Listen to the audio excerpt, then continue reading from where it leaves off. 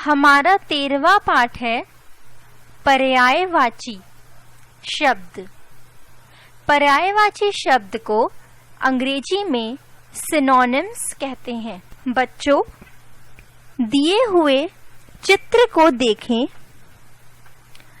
प्रत्येक चित्र में बच्चों दिए हुए चित्रों को देखें।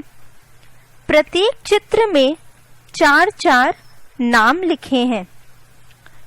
एक ही वस्तु, व्यक्ति, वह स्थान को अलग-अलग नामों से पुकारा जा रहा है, जबकि उनका अर्थ एक ही है, अर्थात समान है। इन्हें ही पर्यायवाची कहते हैं। इस पहले चित्र में ये एक सूरज की चित्र है। इसके 4 नाम हैं: दिवाकर,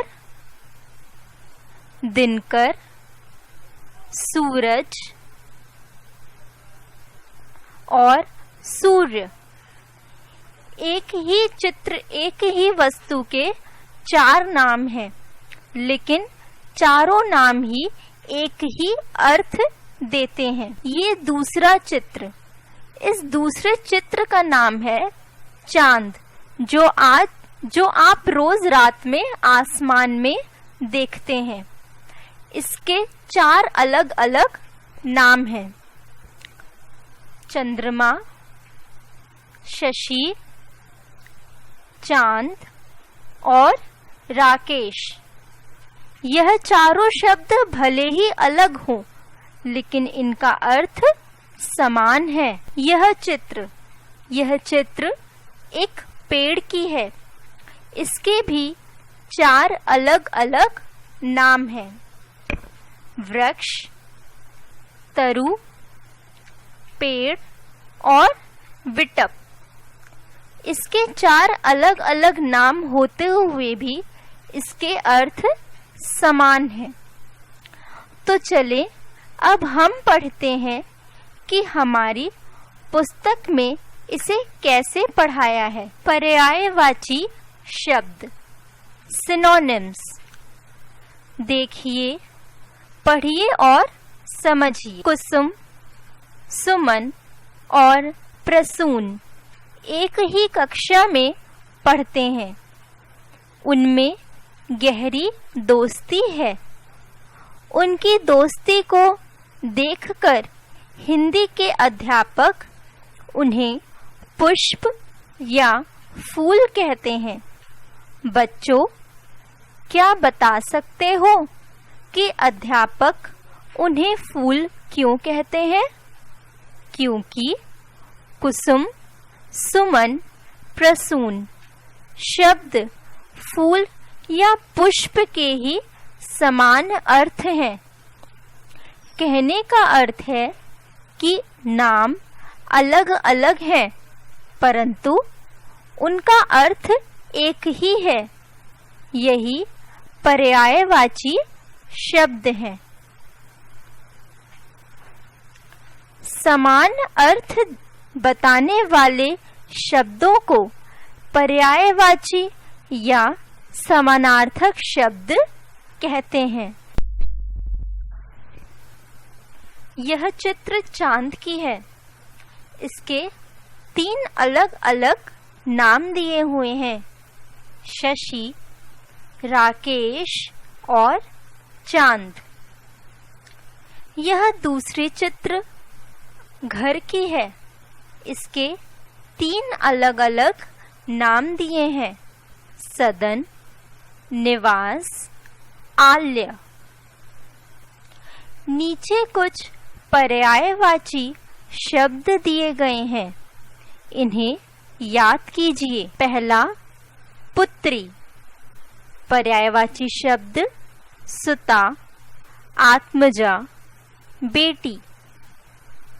दूसरा, धरती, भूमि, वसुधा, धरा। संसार, लोक, विश्व, जगत। जल, पानी, सलिल नीर, देवता देव, अमर सुर, नदी सरिता, तरंगणी, तटनी, दूध दुग्ध, क्षीर, पेय, पुत्र बेटा, सुत, लड़का, पवन अनिल, समीर, हवा, आकाश नभ, गगन, आसमान, रात रजनी, निशा, रात्रि, शरीर तन, काया, देह, सागर जलधि, सिंधु, रत्नाकर, स्त्री नारी, महिला, औरत, मेघ घटा, जलद, पयोद। बच्चों, हमने क्या सीखा? हमने सीखा कुछ शब्द समान अर्थ बताने वाले होते हैं। समान अर्थ बताने वाले शब्द पर्यायवाची या समानार्थक शब्द कहलाते हैं। अभ्यास अभ्यास को अंग्रेजी में एक्सरसाइज कहते हैं। पाठ की समझ। पहला, नीचे दिए गए प्रश्न के उत्तर लिखिए। समानार्थक शब्द किसे कहते हैं? बच्चों, अपने पाठ को दोहराएं और याद करें कि समानार्थक शब्द किसे कहते हैं और सोचकर इसका उत्तर लिखें। इसका उत्तर है समानार्थक बताने वाले शब्द समानार्थक शब्द कहते हैं। मतलब जो शब्द समान अर्थ देते हैं उन्हें समानार्थक शब्द कहते हैं। भाषा की समझ। दूसरा, नीचे दिए गए चित्रों के आधार पर उसके दो पर्यायवाची शब्द लिखिए। बच्चों, इस पहले चित्र को देखें। यह पहली चित्र किसकी है? यह चित्र भगवान की है। हम भगवान को और किस किस नामों से बुलाते हैं? हम भगवान को ईश्वर भी बुलाते हैं, देव भी बुलाते हैं, देवता भी बुलाते हैं। तो इसका दो पर्यायवाची शब्द होगा देवता और देव। इस चित्र को देखें। यह चित्र किसकी है? यह चित्र एक स्त्री की है। हम स्त्री को और किस किस नाम से बुलाते हैं? नारी, औरत। तो इसका दो पर्यायवाची शब्द होगा नारी और औरत, या फिर आप महिला भी लिख सकते हैं। इस चित्र को देखें। यह चित्र किसकी है? यह चित्र एक नदी की है। हम नदी को और किस किस नाम से पुकारते हैं? सरिता, तरंगिणी या तटनी। इसके दो पर्यायवाची शब्द होंगे नदी या सरिता या तटनी। आप इसमें कोई भी दो पर्यायवाची शब्द लिख सकते हैं। इस चित्र को देखें। यह चित्र किसकी है? यह चित्र एक फूल की है। हम फूल को और किस किस नाम से बुलाते हैं? हम फूलों को पुष्प भी कहते हैं, कुसुम भी कहते हैं। तो इसका दो पर्यायवाची शब्द होगा फूल, पुष्प या कुसुम।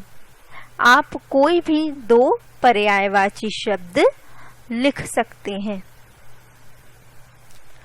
इस चित्र को देखें। यह चित्र किसकी है? यह चित्र एक पर्वत की है। हम पर्वत को और किस किस नाम से बुलाते हैं? हम पर्वत को पहाड़ भी कहते हैं, पर्वत भी कहते हैं। तो हम इसका दो पर्यायवाची शब्द होगा पर्वत और पहाड़।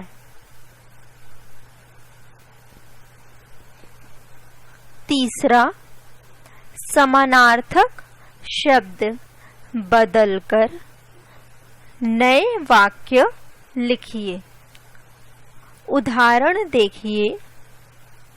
मेघ बरस रहे हैं। मेघ को हम वर्षा भी कहते हैं। तो यहाँ शब्द वाक्य होगा वर्षा हो रही है। क, घटा चारों ओर छाई है। हम घटा को मेघ भी कहते हैं। तो यहाँ वाक्य होगा मेघ चारों ओर छाए हैं। ख, उद्यान में फूल लगे हैं। यहाँ उद्यान को हम बाग भी कहते हैं। तो यहाँ वाक्य होगा बाग में फूल लगे हैं। ग, समीर बह रही है। समीर को हम पवन के नाम से भी जानते हैं। तो यहाँ वाक्य होगा पवन बह रही है। भाषा की परख। चौथा, जो शब्द सही पर्यायवाची नहीं है उन शब्दों पर सही का निशान लगाएं। क, घर। घर को हम किस किस नाम से जानते हैं? घर को हम सदन भी कहते हैं और आल्य भी कहते हैं। धरा इसमें गलत पर्यायवाची शब्द है। धरा पे हम सही का निशान लगाएंगे। ख, आकाश। आकाश को हम लोग और किस किस नाम से जानते हैं? गगन और नभ। चांद को हम आकाश नहीं कहते। चांद पे हम सही का निशान लगाएंगे क्योंकि ये शब्द पर्यायवाची नहीं है आकाश का। ग, पवन। पवन को हम और किस किस नाम से जानते हैं? हवा और समीर।